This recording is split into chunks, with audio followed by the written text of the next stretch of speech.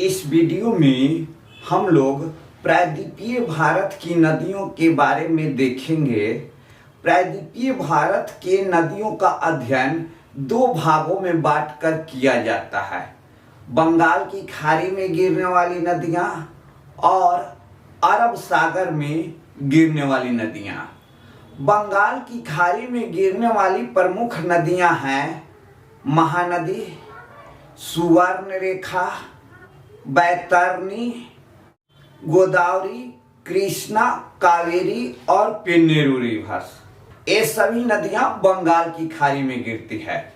अरब सागर में गिरने वाली प्रमुख नदियां हैं माही, नर्मदा, ताप्ती, साबरमती। ये प्रमुख नदियां हैं जो अरब सागर में गिरती है। अब हम लोग बंगाल की खाड़ी में गिरने वाली नदियों पर आते हैं। सबसे पहले महानदी के बारे में बात करते हैं। महानदी तो महानदी का उद्गम स्थल छत्तीसगढ़ के सिहावा है। छत्तीसगढ़ के सिहावा है। इस नदी का उद्गम स्थल छत्तीसगढ़ के सिहावा है और इसकी लंबाई 885 किलोमीटर है। महानदी छत्तीसगढ़, उड़ीसा से बहती हुई बंगाल की खाड़ी में गिरती है। इसकी जो प्रमुख सहायक नदियां हैं वे नदी है तेल, मांद, ईब, जोकिंग। ये इसकी प्रमुख सहायक नदियां हैं। तेल नदी बीपीएससी में पूछा गया है कि तेल नदी किसकी सहायक नदी है, तो तेल नदी महानदी की सहायक नदी है। महानदी जल विवाद भी है। महानदी जल विवाद छत्तीसगढ़ और उड़ीसा के बीच है। तो इस तरह से महानदी का उद्गम स्थल छत्तीसगढ़ का सिहावा है। महानदी की लंबाई 885 किलोमीटर है और इसकी प्रमुख सहायक नदियां तेल, मांद, ईब, जोकिंग है। और यह नदी छत्तीसगढ़, उड़ीसा से बहती हुई बंगाल की खाड़ी में गिरती है। अब हम लोग दूसरे नदी पर आते हैं। सुवर्णरेखा नदी झारखंड की एक प्रमुख नदी है। सुवर्णरेखा नदी को स्वर्णरेखा नदी भी कहते हैं।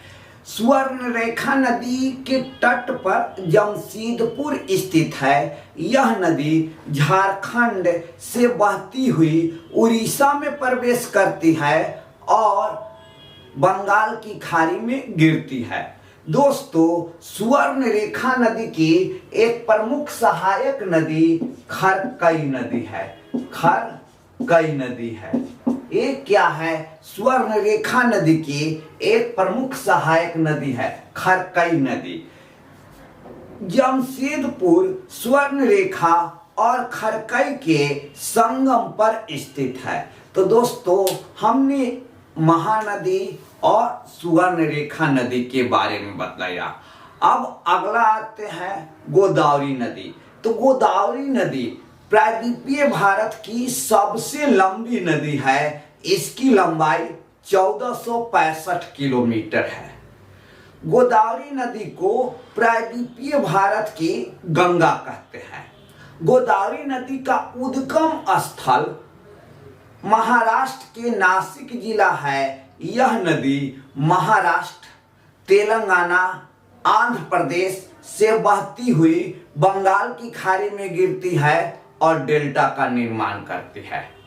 गोदावरी की प्रमुख सहायक नदियां प्राणहिता, पूर्णा, दुधना, पेनगंगा, वर्धा, वेनगंगा, इंद्रावती है। गोदावरी को दक्षिण भारत की गंगा कहते हैं। यह बहुत अधिक इंपॉर्टेंस क्वेश्चन है कि प्रायद्वीपीय भारत या दक्षिण भारत की गंगा किसे कहते हैं, तो गोदावरी नदी की। और इसकी लंबाई कितनी है, तो इसकी लंबाई 1465 किलोमीटर है। अब हम लोग कृष्णा नदी के बारे में आते हैं। कृष्णा नदी का उद्गम स्थल महाराष्ट्र में महाबालेश्वर है। कृष्णा नदी की लंबाई 1400 किलोमीटर है। यह प्रायद्वीपीय भारत की दूसरी सबसे लंबी नदी है। कृष्णा नदी महाराष्ट्र, कर्नाटका, तेलंगाना और आंध्र प्रदेश से बहती हुई बंगाल की खाड़ी में गिरती है और डेल्टा का निर्माण करती है। कृष्णा नदी की प्रमुख सहायक नदियां तुंगभद्रा, भीमा, कोयना, दूधगंगा, घाटप्रभा, मालप्रभा और मूसी है। अगला जो प्रमुख नदी है वह कावेरी नदी है। तो कावेरी नदी का उद्गम स्थल कर्नाटक के कुर्ग जिला है। कर्नाटक के कुर्ग जिला है कावेरी नदी का उद्गम स्थल। कावेरी नदी की कुल लंबाई 800 किलोमीटर है और कावेरी नदी केरल, कर्नाटक, तमिलनाडु और पुडुचेरी तो 3 राज्य हुआ और एक केंद्र शासित प्रदेश हुआ और इन राज्यों से बहती हुई बंगाल की खाड़ी में गिरती है और डेल्टा का निर्माण करती है। कावेरी की प्रमुख सहायक नदियां हेरंगी, हेमावती, लक्ष्मण तीर्थ, काबिनी, भवानी और अमरावती है। तो ये आपकी कावेरी की प्रमुख सहायक नदियां हैं। कावेरी नदी पर भारत में प्रथम जल विद्युत परियोजना बनाया गया था, शिव समुद्रम जल विद्युत परियोजना, जो कर्नाटक में कावेरी नदी पर वर्ष 1902 में बनाया गया था। यह भारत का प्रथम सफल जल विद्युत परियोजना था। दोस्तों, इससे पहले जो भी विद्युत परियोजना बनाए गए थे वे सभी असफल हो गए थे। प्रथम सफल जो जल विद्युत परियोजना बनाया गया था वह कर्नाटक में कावेरी नदी पर शिव समुद्रम जल विद्युत परियोजना बनाया गया था। और शिव समुद्रम एक नदी द्वीप भी है, तो ये भी ध्यान देना है कि शिव समुद्रम क्या है, एक नदी द्वीप है। तो इस तरह से हमने यहाँ गोदावरी, कृष्णा, कावेरी नदी के बारे में बतलाया। अगला जो नदी है पेन्नार नदी। तो पेन्नेरू रिवर्स का उद्गम स्थल कर्नाटक का नंदी दुर्ग पहाड़ी है। यह नदी कर्नाटक और आंध्र प्रदेश से बहती हुई बंगाल की खाड़ी में गिरती है। इसकी कुल लंबाई लगभग 600 किलोमीटर है। इसकी प्रमुख सहायक नदियां पापनासी, चित्रावती, जयमंगली आदि है। अगला जो नदी है जो बंगाल की खाड़ी में गिरती है वे नदी है ब्राह्मणी नदी और बैतरणी नदी। तो ब्राह्मणी नदी उड़ीसा की प्रमुख नदी है। यह उड़ीसा से बहती हुई बंगाल की खाड़ी में गिरती है। राउरकेला ब्राह्मणी नदी के तट पर स्थित है। बैतरणी उड़ीसा की एक अन्य प्रमुख नदी है। यह नदी भी बंगाल की खाड़ी में गिरती है। तो इस तरह से उड़ीसा की 4 प्रमुख नदियां हैं, एक महानदी, एक ब्राह्मणी, एक बैतरणी और एक सुवर्णरेखा नदी। तो सुवर्णरेखा नदी का उद्गम स्थल झारखंड में है। दोस्तों, हमने बंगाल की खाड़ी में गिरने वाली नदियों के बारे में बतलाया। अब हम लोग मूल रूप से आते हैं अरब सागर में गिरने वाली नदियां। तो अरब सागर में गिरने वाली नदियां, तो इनमें 2 नदी बहुत अधिक प्रसिद्ध है, एक नर्मदा और एक ताप्ती।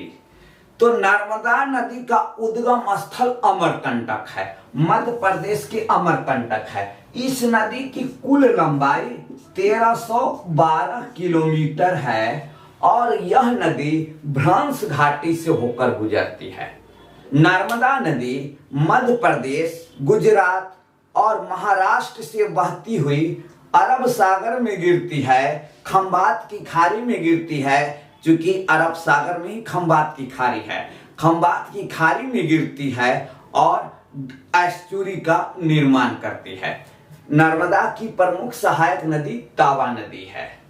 एक बार यूपीएससी में पूछा था कि नर्मदा नदी पूर्व से पश्चिम की ओर क्यों बहती है? ज्यादातर प्रायद्वीपीय नदी पश्चिम से पूर्व की ओर बहती है, लेकिन नर्मदा और ताप्ती ये दोनों नदियां पूर्व से पश्चिम की ओर बहती है। ऐसा क्यों?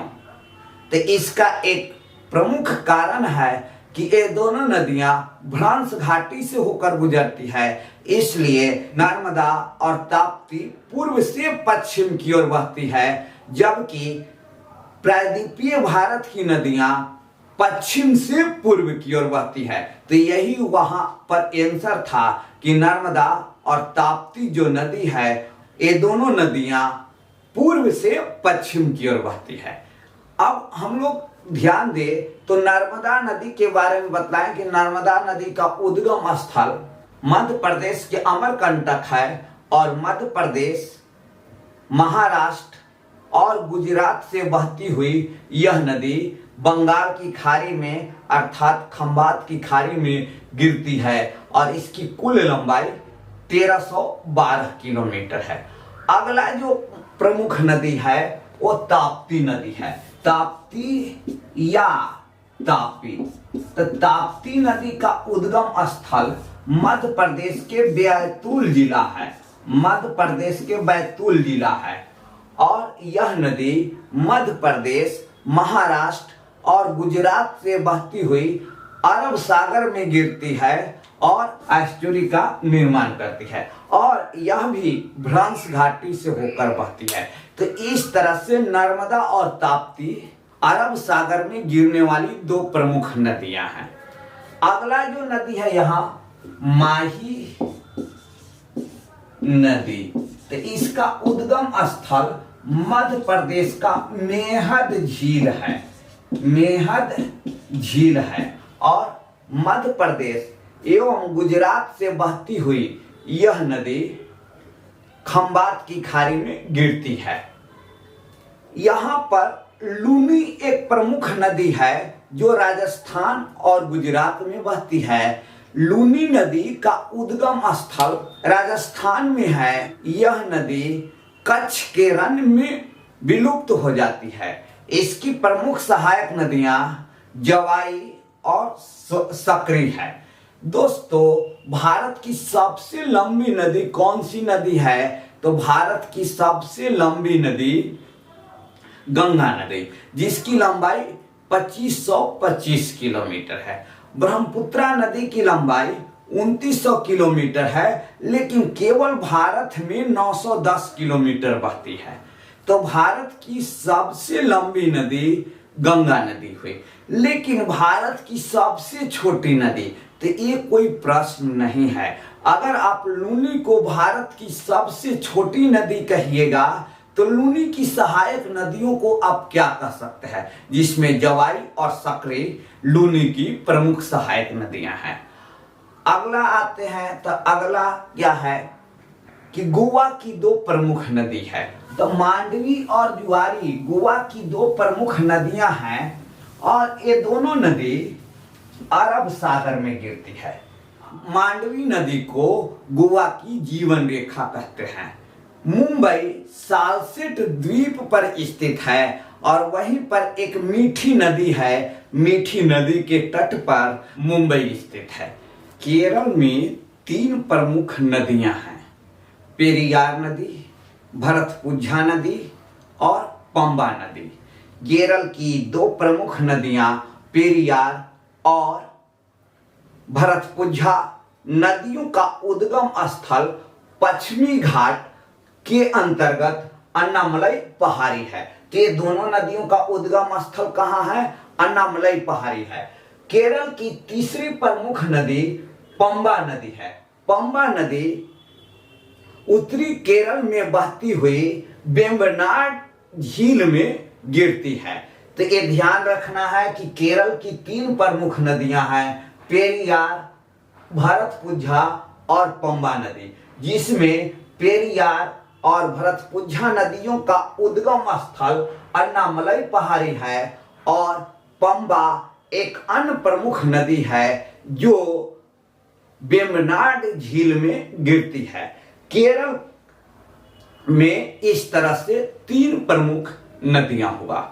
दोस्तों, हमने इस वीडियो में प्रायद्वीपीय भारत के जो भी प्रमुख नदियां हैं वे सभी नदियों के बारे में बताने का प्रयास किया है। हम आप सभी से यह रिक्वेस्ट करते हैं कि इस वीडियो को अधिक से अधिक लाइक एवं कमेंट्स करें, साथ ही मेरे चैनल्स को सब्सक्राइब करें।